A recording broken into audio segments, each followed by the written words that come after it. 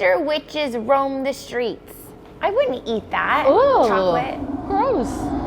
Give me a minute. Hello, and welcome back to Double Take. I'm Crystal. And this is Gaia. And today is our Easter special. Yes, and I'm excited for this episode.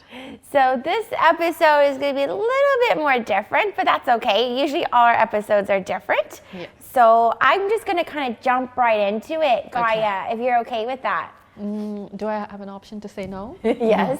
No, I am definitely okay with that. Okay, so just out of curiosity, right? Yeah. I'm going to switch it up a bit, okay? So Easter and everything, when we think about Easter, Gaia, what comes to mind? To be honest, for me, when you talk about Easter, Yes. as I'm from India, Easter buns are very, very popular in India. I don't know what that is. This again, a very big culture shock for me was when I moved here to Ireland. Easter buns were not a thing, but then back in India, they would, if you happen to know a Christian, you had a Christian friend, so they would make baked cross buns. buns? Hot cross Yeah, buns. I just spitted. And Sorry. Hot cross buns? Okay. so they'd be like hot cross buns. They'd be like a cross. Yeah. And then we would call that the Easter buns. So, Okay. that is the only thing that comes to my mind. But what do you have for me today? All I have in my head is hot cross buns. Hot cross buns. See how they run? Is it see Yeah. how they run? No, it's 1 a penny, 2 a penny, hot cross buns. Wait, hot cross buns can't run. Yeah. Where did I pull that one from? 3 blind mice.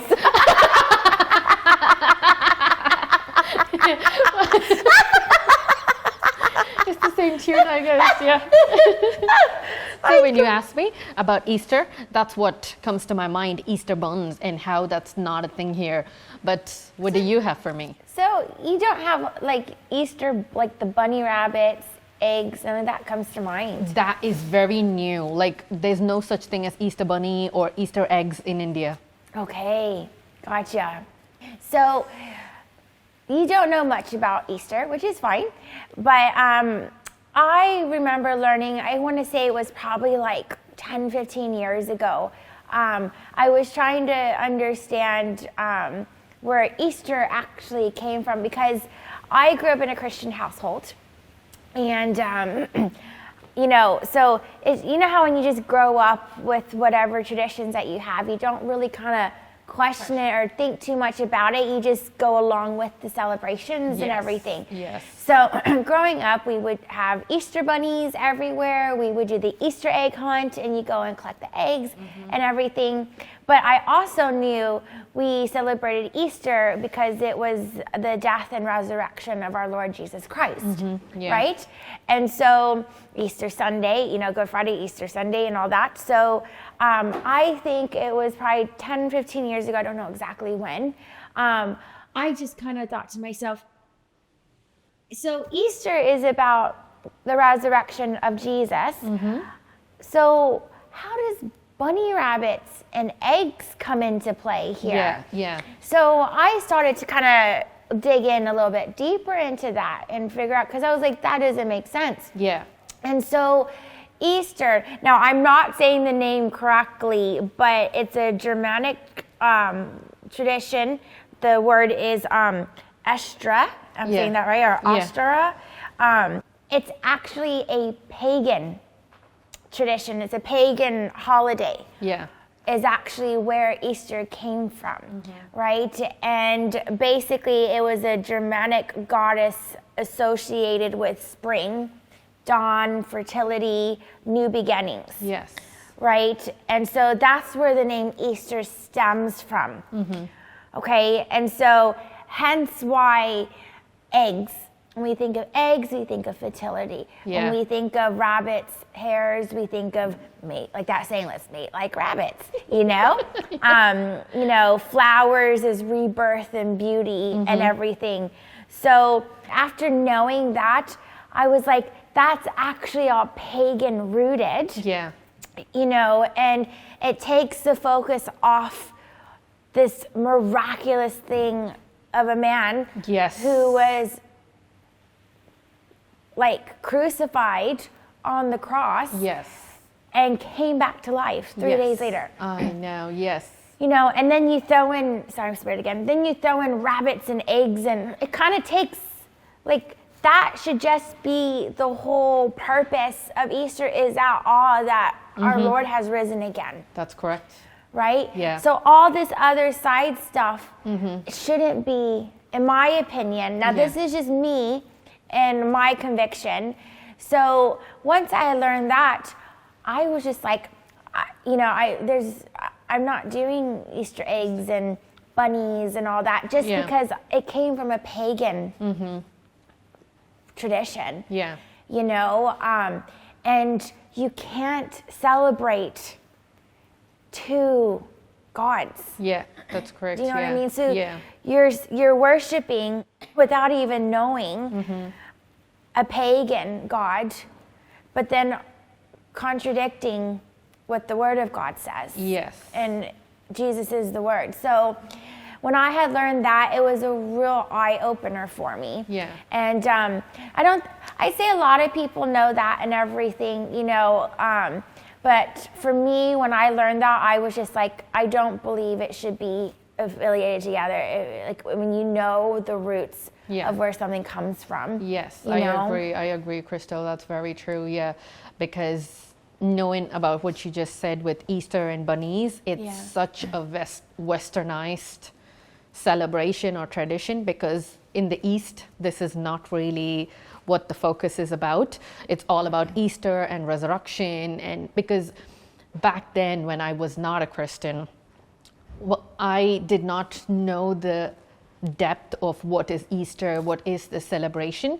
I knew that it's a Christian celebration, but then I could only associate it with the hot cross buns, and I know that it's something to do with Jesus. But then I was a child back then, so I really didn't understand what it meant. But we were never exposed to egg hunt or Easter bunnies and hunting eggs. No.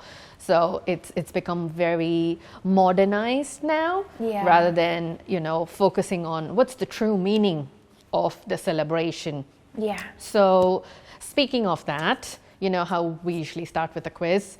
I have something prepared for you. Okay. So we're going to play a small game. So it's not like what we usually do where, you know, there's like a set game. So here I have a very different set of questions that I put together, and I'll tell you how to play as we go by, okay? Okay, you're not going to tell me the rules before? No. So for each question, the rules might change. Okay, so I'll start with the easy one, okay? So I'm going to ask you a question, and you're going to tell me if this is a tradition or if this is something that is from the book, which is the Holy Book, or if it is passed down, you know, a tradition that is passed down for generations, or if it's just a modern myth, you know, people just made it up. So as you were just talking about the whole Easter and pagan tradition, let me give you an easy one to begin with. So tell me if this is passed down from the Holy Book or just a modern myth. The name Easter comes from a spring goddess named Astor. So is it from the Holy Book, a modern myth, or is it passed down? Sorry, when you say the Holy Book, are you talking about the Bible? Yes. Oh, okay. What is what I don't know. That's the only Holy Book, yes. Okay. So that, sorry, repeat the answers. So do you think if it's from the Holy Book, is it passed down from traditions, or is it just a modern myth? I think passed down. Yes, it is passed down. So it just started from, you know, centuries ago. And then, as you mentioned, it's just a pagan tradition that's been passed down for generations. Yes. Yeah. Okay, so another one. If it is from the Holy Book, if it is passed down, or it's a modern myth. So eggs symbolize rebirth and new life. Passed down. Yes, it is also passed down. So eggs actually from the pagan traditions. So where the whole egg came, you know, the association of egg with Easter came is where people started connecting the resurrection, the birth, the new life, to an egg hatching and a new life coming out. So it's a passed down tradition. Okay, so the next one, tell me. So here I have a question and you're going to choose which you think is the right answer, okay? So which country created the largest chocolate bunny ever? So is it the USA, Switzerland, Brazil, or Ireland? Switzerland. So USA. Brazil. Yes, it's Brazil. Yeah, so apparently it also was entered in the Guinness World Records. So in 2017, they created the largest chocolate bunny, which was 15 feet tall, which was around 4,200 kilograms. And it took them 8 days to make it. Oh my God, they must have used US chocolate. Sorry. I Plastic. don't think anyone wants to use US chocolate. No, the plastic in it. Not to melt. And so it doesn't melt. So tell me if this is from the book, passed down, or modern myth. So you know how there's like the church service that happens in the morning, so Easter morning, or it's called the sunrise church service. So this tradition, do you think, is it from the book, it's passed down, or a modern myth? I think that's passed down. No. I think it's a modern myth. Like having... No. I think it's A. Okay, so... What is the answer? I have a bad poker face, do I? Because it is from the book. So you know how Jesus rose early in the morning when Mary went to the tomb to, what is that? She went to the tomb and she saw that the tomb was empty because Jesus rose and in the early morning, like break of dawn. Okay. So that's where it started, and it's actually from the book. Okay. So to keep that alive, so people have an early morning service. So that's called the Sunday sunrise service. So it is from the book. Okay. Yeah. Okay, so the next one is, which came first, egg or chicken? No, that's not the question. I was like, seriously? That's not a question. What do you think? Which came first? I don't know. Okay, me neither. Okay, but this is the question. So, which came first for like with the Easter thing? Is it the chocolate eggs or the decorated eggs? The decorated eggs came first. Okay, you sure? No, it's the chocolate eggs. Tell me one answer. The decorated eggs. Yes, that's correct. It's the decorated eggs. Yeah. Did you know that before? Well, I remember learning about that as a kid. Okay. Yeah. Okay. I learned it when I was just sitting to research. Okay, so now you're going to tell me if you think the fact that I have is true or false, okay? So at some certain point in history, certain authorities, from different countries, they tried to ban celebrating Easter. Okay, true. Yes. Did you know about that? No, but it's a Christian religion, and in a lot of countries, Christianity is banned. Yeah. But then, where this was actually banned? In the 17th century, England. Really? Yes. Why? Because it was a feast day celebration, and then I think they had a different celebration, so they didn't want to celebrate Easter, and they celebrated something else. So all the Easter celebrations were banned. Okay. Yeah. Wow. Okay, so the next one is two truths and a lie. So you have to guess which is a lie. So the first one is, in the German folklore, a hare is linked to bringing eggs to the children. True. And wait for the other two. Oh yeah, sorry. Okay, the second one. So the original You should Easter... see me playing charades. I can imagine.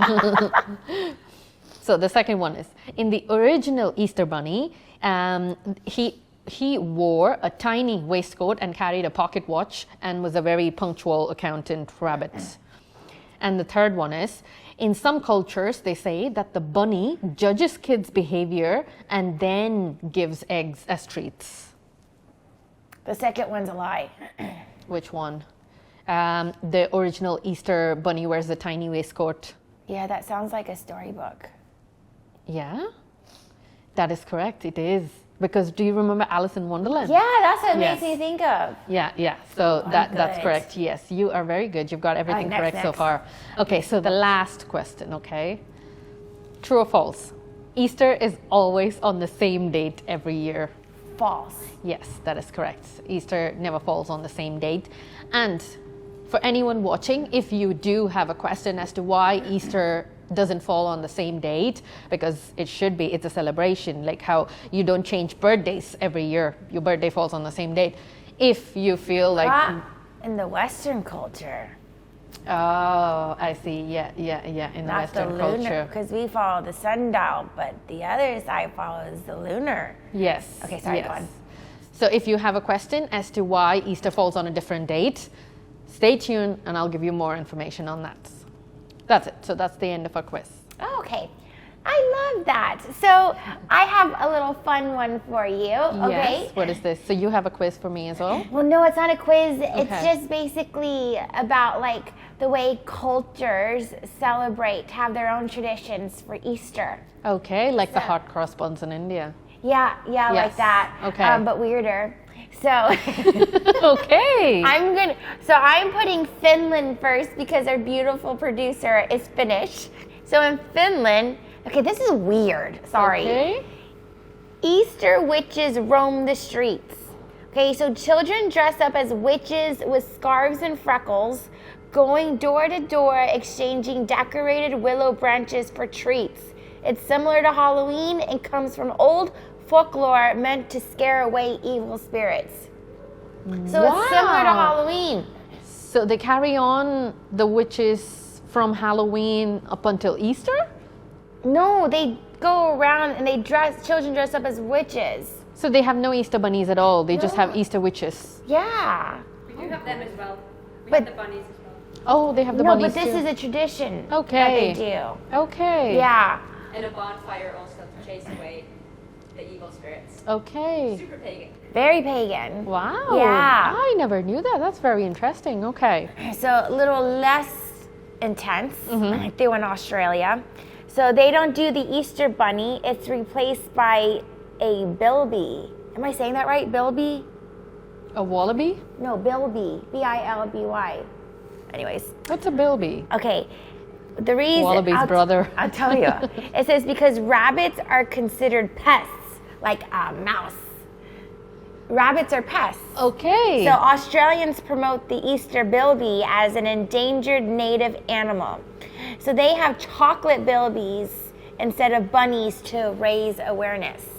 You want to see a picture of the bilby? Yeah. Yes, please. It's terrifying. Ew! Show me. I wouldn't eat that. Oh, Chocolate. gross. That looks like the naked naked like an old wrinkly. mole. Yeah. Yeah. I mean, well, bunnies are cute, aren't they? No. And you have one right on your lap right now. So Sweden is similar to Finland.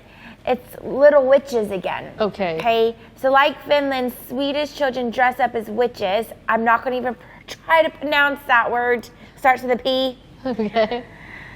Påskarringar. Okay. Okay. Who's that? This is Sweden. They're witches, and they visit neighbors for candy. It's a mix of pagan traditions and Easter Christian celebrations. Okay, so they also fly on brooms. So yeah, so it's another pagan. Okay. Norway, Easter is for crime novels. So Norwegians love reading murder mysteries during Easter. Okay. TV shows, books, and even milk cartons feature crime stories. Okay. It's called Påskerkrim. How I can't help you there. Okay. how does crime It means connect Easter to crime. Easter? In Norway. Wow. Yeah. In France, they have flying church bells that deliver chocolate. So French children are told that church bells fly to Rome on Good Friday and return on Easter Sunday, dropping chocolate eggs along the way. That sounds so paranormal. I know. Like, just imagine bells just flying by itself. Yeah. Now, I'm a savory person, so France is chocolate, right, being dropped. Italy does a giant Easter omelet. Italy does a giant Easter omelet. It says some Italian Wow. towns cook massive omelets with hundreds or thousands of eggs to celebrate renewal and community. Wow. Okay? In Greece, egg smashing competitions. So people crack red dyed eggs against each other. The person whose egg doesn't break is said to have good luck for the year. Okay, this sounds less weird. Poland, it's called Wet Monday. Huh? On Easter Monday, people splash water on each other for fun and good luck. Originally, it symbolized purification and fertility. Did you notice how the Easter is actually pagan? Yeah, yeah. Okay, Spain is emotional Easter processions. So Holy Week includes elaborate parades Yeah. with hooded penitents, statues, music, and candles. They are deeply symbolic and visually striking. Okay. Belgium, they say chocolate rain from helicopters. So in some towns, helicopters drop chocolates over fields for children to collect. And the last one, I saved this one for last. Okay. Czech Republic and Slovakia. Mm-hmm. Okay. Whipping for good health.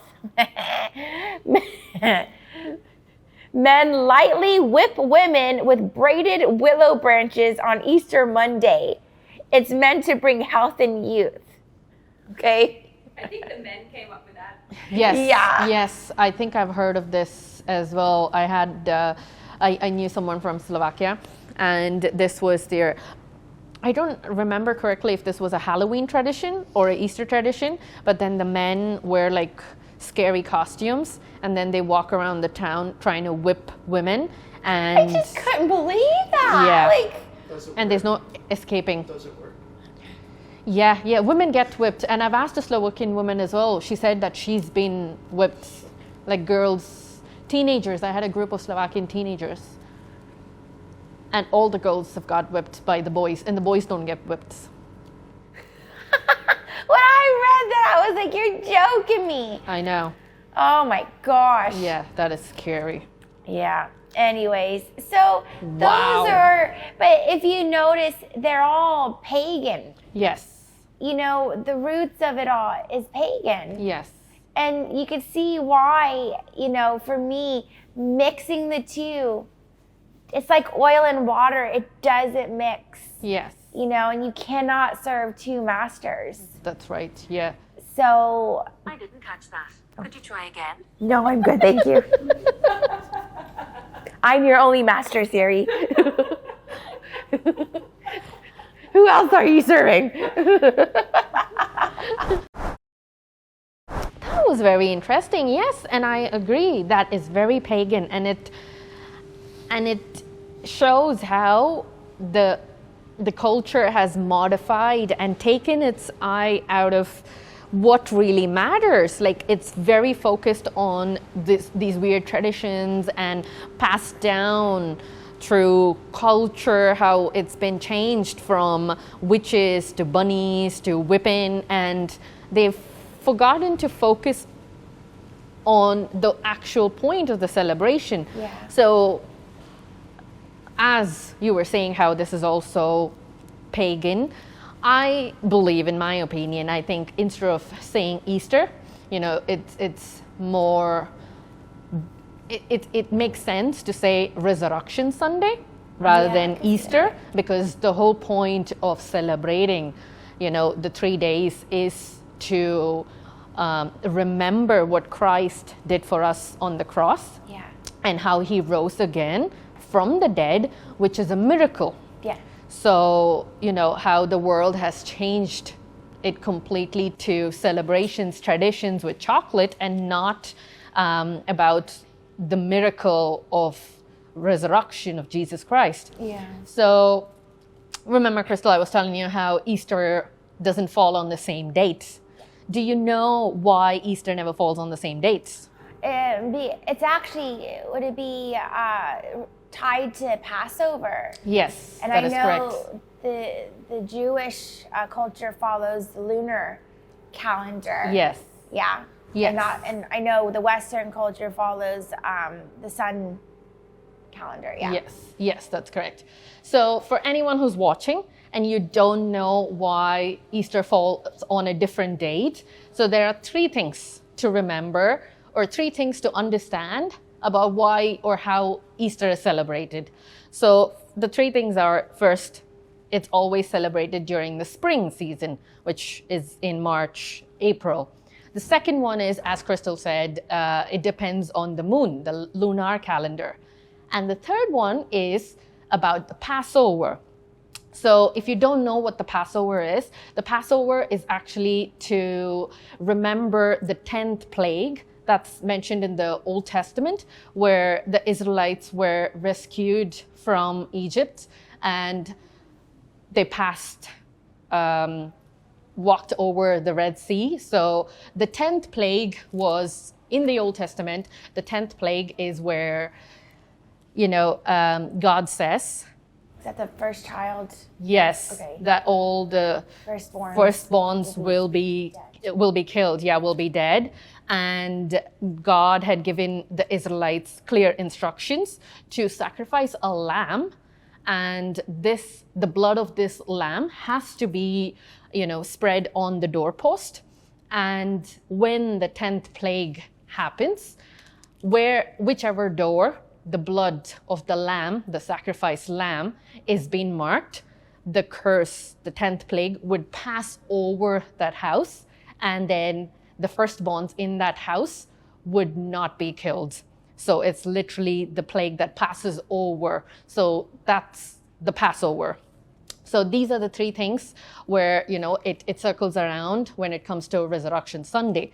So when you see in the New Testament, during the time when Jesus was crucified, so the Gospel of Matthew, Mark, Luke, and John, they talk about the resurrection, the crucifixion, and the resurrection of Jesus Christ.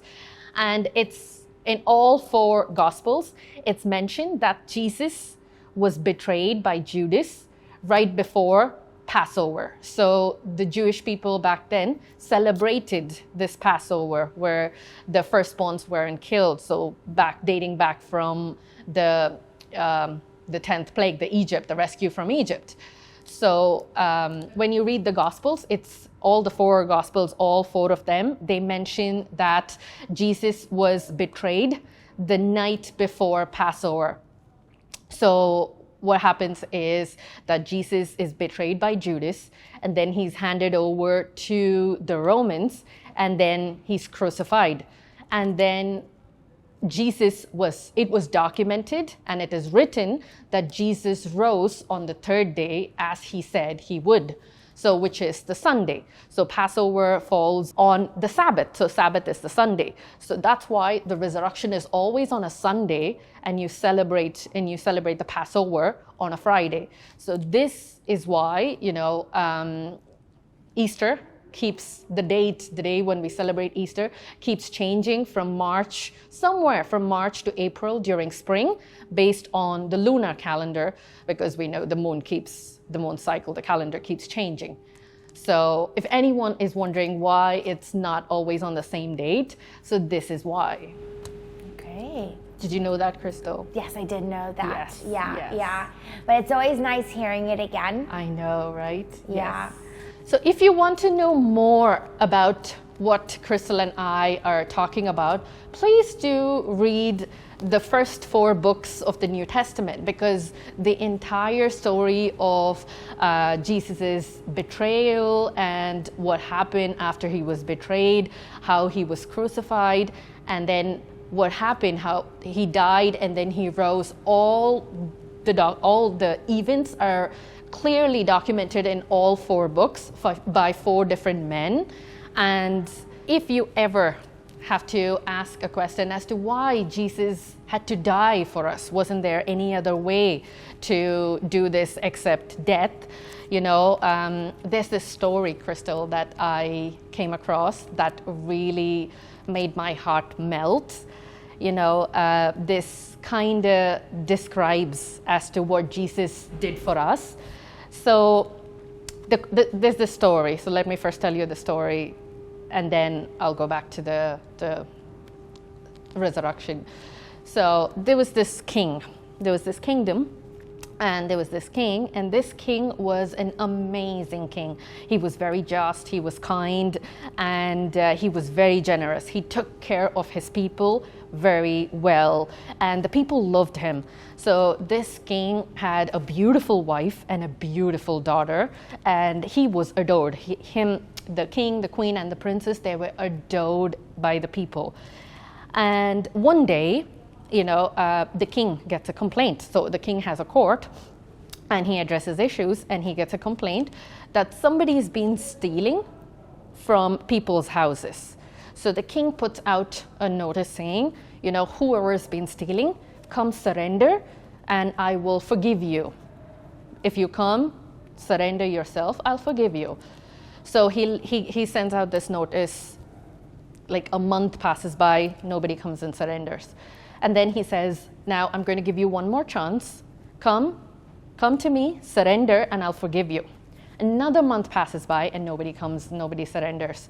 Now the king gets very frustrated because the stealing is still going on and people are missing things. And now the king gets very furious and he says, I've given you enough time. Nobody came and confessed. The thief did not come and confess. Now the thief that gets caught is going to face the ultimate punishment, which is 40 whiplashes. So what happens? The next day, the thief gets caught.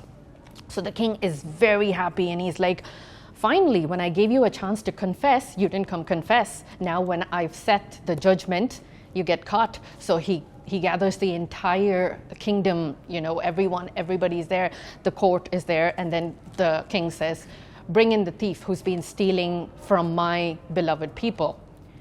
And the thief is brought before the king, and the thief is none other than his daughter. So he's the king, and he's made the rule, and he's passed the judgment. Now, when you're a king, you've made the rule, you can't go back from what you've ruled, because a just king does not let go just because it's his daughter who's the thief. So what if it was someone else? The punishment would have still been carried on. Now it's his daughter. So what does he do? Everybody is very surprised. They're thinking, okay, what is the king going to do now? Like, how is the punishment going to be carried out? So the king looks at his daughter and he says to the people, the judgment will be passed and the thief will get 40 whiplashes. So the daughter kneels down and she's ready to, go through the punishment, and the person who's going to whiplash her is also ready. And before he could start the first whip, the king says, stop, like, you can't do this. He says, stop. He gets off his throne. He takes his garments off. He goes and he covers his daughter. And he says, now start the whiplash. And he takes the whiplash for his daughter.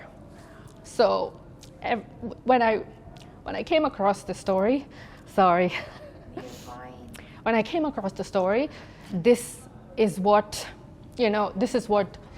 our God did for us. This is what Jesus did for us. Our God is a just God. And, he's the king. He's the King of Kings. And he's set his judgment. And when we fall short, we are all sinners. And when we fall short, God doesn't take it out on us. He sent his own son, and his son took our place, took our punishment, and he was crucified in our place, what you and I deserve. And now, because of his innocent blood that was shed, we get to live a very good eternal life with him. So that is what our God did for us. Our King did for us. So, Wow. give me a minute. Yeah. So when I think of I think I've told you a little bit of my background. So I was not a born Christian. I was not born into a Christian family. I was born into a Hindu family, and then I was brought up by a Muslim family, and then I found Jesus. Now I'm a Christian. I'm a born-again Christian. So knowing different faiths and now following a faith that I know is true, which I believe from the bottom of my heart is true, where my God does not expect anything from me other than my love for him. He doesn't need me, but he wants me, and he came for me. It's not just me, it's for everyone. It's for everyone, the ones who reject him, the ones who accept him, the ones who know him, the ones who don't know him, for every one of us. So the world has made Easter to be all about bunnies and eggs and chocolate hunt, but we forget the fact that it is a miracle that happened where God himself came down in the form of a human, took what we deserve, the whiplashes that we deserve. He was mocked for us. He was shamed. His body was broken. His innocent blood was shed for us, just like how in the Old Testament during the 10th plague, where the innocent lamb was sacrificed and where the lamb's blood was put over the doorpost, Jesus was our sacrificial lamb, the innocent lamb, where his blood was shed for us, and his blood covers us. So we will be innocent, we will be blameless when it comes to judgment, because he's taken our sins on our behalf. Amen. Wow. What a God. Yeah. Wow. Gaia, that was very beautifully spoken. Thank you for sharing that. You know, I've known that story my whole life of resurrection and everything, but you saying it in a story like that, it really does put you in a thinking process. Yes. You know, and it just ties back, you know, to how we started this episode. Why do we do what we do for holidays? Yes. And I'll let you take the mic again, just because, you know, with your culture in India, such a beautiful culture, you guys have so many festivals and everything. And people like us who are not a part of that culture, outside looking in, would be like, oh my gosh, that's so beautiful, you know, but we don't actually know the purpose, the root. But I'll let you take over. Yeah, that's very true, Crystal, because, you know, well, we don't have to go so deep into, you know, say cultural festivals. Say simple birthday. Why do you celebrate a birthday? You celebrate a birthday because you were born on that day. It was a new life that came into this world. So the next time when you want to celebrate a festival, any kind of celebration, rather than just celebrating it because it looks cool or it's fun, it's colorful, try to think or try to even ask question, like, what's the point? Why are we celebrating? What are we celebrating? Is it all about just the name and traditions, or does it actually have a meaning to it? Yeah, you know? Yeah, I agree. So we challenge you guys, you know, look back and think, what is it that you celebrate, but you don't actually know why you celebrate it? Because there's always a meaning attached to it, right? So comment below what you found interesting from this episode, something that you didn't even know before. We love to hear your thoughts. Also, if you have any questions about the episode and you just don't feel comfortable commenting in the comments below, don't hesitate to send us a message. We're on Instagram, we're on TikTok, and we're also on Snapchat. We would be happy to chat back with you. So that is our double take on Easter. or shall we say Resurrection Sunday. I'm Crystal, And this is Gaia. and we look forward to seeing you on our next episode. Bye. Bye.